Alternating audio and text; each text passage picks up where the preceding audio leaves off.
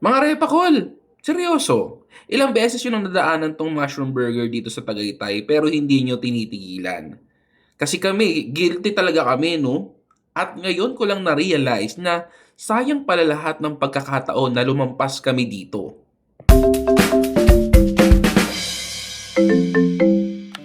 Pagdating mo pa lang sa parking lot, ang laki na ng parking space. Hindi ka makikipag 1v1 sa mga sasakyan para sa parking space. Diretso park agad.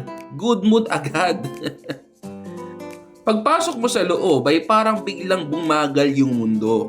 Old school vibes, simple, luma in a good way. Parang binati ka ng nakaraan ng may ngiti.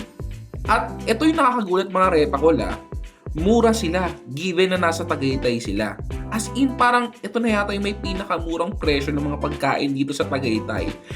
So ayun na nga, ang in-order namin ay mushroom fries, mushroom steak, mushroom longganisa, mushroom siomai, mixed mushroom burger, at mushroom royal burger.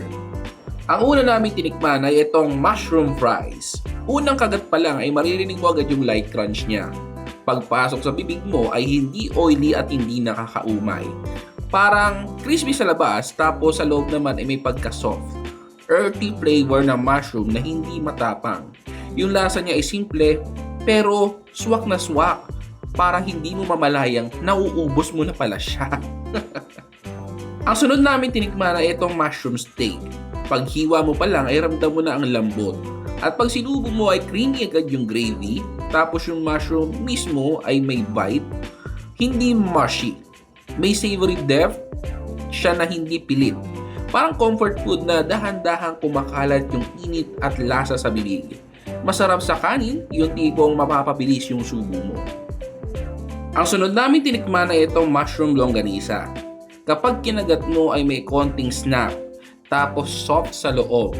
Yung timpla niya ay familiar pero mas magaan. May tamis ng longganisa vibe pero hindi greasy. Pag naaamoy mo ay may konting garlic aroma, tapos paglunok mo ang linis ng aftertaste. Hindi nakakasawang ulit-ulitin mga repakol. Ang sunod namin tinikman ay ang mushroom siomai. Juicy yung loob niya, promise. Hindi yung dry na parang pinabayaan. May umami punch agad pagkagat mo. Tapos habang ngumunguya ka ay lumalabas yung natural mushroom flavor na may konting sweetness. Malambot siya pero hindi nadidisintegrate. Sakto yung lasa niya.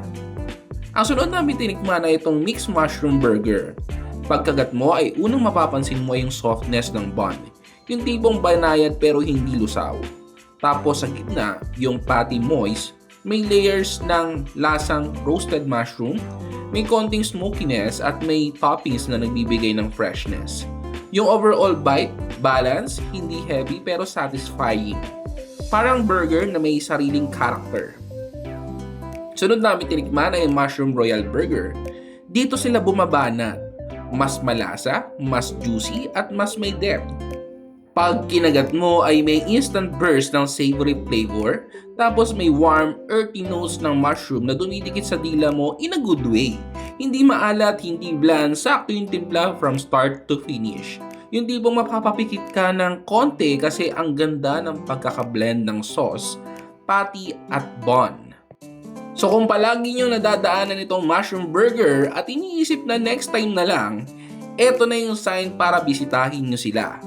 Malawak na parking, chill old school spot, masarap at hindi nananakit ang presyo sa bulsa. Babalik-balikan talaga namin to mga repakol dahil sulit talaga.